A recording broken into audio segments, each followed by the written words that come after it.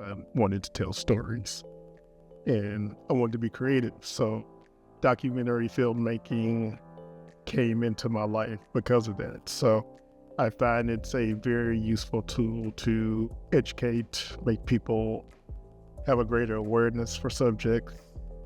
I feel like you can entertain and educate within the genre of documentaries. That's Gordon Williams of G-Sharp Productions. He's a content creator and filmmaker whose films have received many awards, screened at international film festivals, and he's even received a special congressional recognition. Gordon definitely knows his stuff, and he's someone that you should Google after watching this video. Gordon graciously gave me some advice on how he makes documentaries. He broke down his philosophy so I can learn how to make the biggest impact at each stage of the documentary process. Let's take a look. The screenplay is a technical document telling everybody what to do.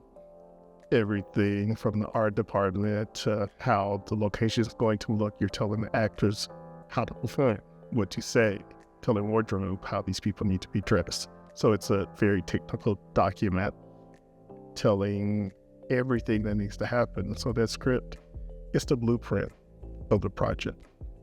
Viewing the screenplay as a technical document really helps set the standard for good communication across the entire project. As a writer, it's important to remember that no matter what language you use or style that you choose to write in, communicating your idea to the audience is always the top priority. Oh, and don't get too attached to the original idea. Writing is rewriting. Well said. I mean, I don't know what else can be said after that. It's just writing is rewriting. Sometimes you're rewriting things on the set during production. The editor, when they sit down with the footage, that is also another version of rewriting. What was on the original page has already morphed into something completely different. So now we have the script. With advances in technology, what do we need to do to get this thing shot? Technology plays a huge role, everything from the cameras to editing. Technology is a tool. I feel as if you definitely have to be creative. I think it's a hard technology that you have to use within telling stories. So yes, the camera is a technology, the computers, all of the different scopes and all of the different things are necessary, but I think to tell impactful personal stories, it's that hard intelligence, that hard technology that needs to be used to be able to reach people.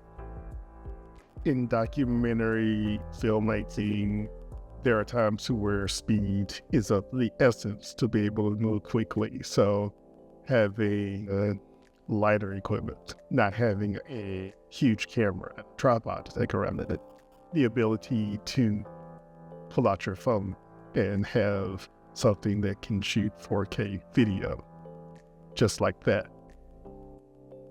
Technology, I think, has changed the landscape of how people tell stories. But that technology has also made it easier for more people to tell stories. Technology has definitely democratized creativity. It makes it accessible. The fact that we have access to that, I can edit a video on my phone and put it up on social media within 2 minutes. That is far different than sitting down at an editor with VHS tapes, and technology has taken things to a different level. I think that is a great thing, but again, so much content is being created, and you have to make sure you're effective in rising above all of the content that's being made. Okay, so once it's shot, how do I make my work stand out so that other people can see it? That's a good question. I thought so too. You have to create buzz, create hype around what you're doing. And I think it's easy to do that when you're proud of the work that you've created. when we're in post-production, there is creative marketing materials, promotion stuff created, website, social media and stuff. So there's a lot of writing and more creativity involved in that. So by the time we have a finished product, we're wanting to premiere it somewhere, if that's at a festival, or creating an environment for a premiere locally. And even with that, again, it's writing press releases and doing marketing and doing press and trying to get the word out about the project. That access to technology allows us to do several different things that we could definitely have done in the past. Podcasts are a good way to talk about what you're creating more in depth. Social media posts, reels, short 1 or 2 minute clips, just giving insight into the project. Those are all things that help create an audience, a brand, and hopefully it brings people into the project and they want to see it. I think you have to have the mindset of, if I'm going to start at A, what does Z look like? Sometimes Z is just, I created that, and you sit in your house and you watch and you enjoy something that you create. Sometimes it's a premiere, sometimes it's sending it to film festivals, sometimes it's attempting to get distribution for the project.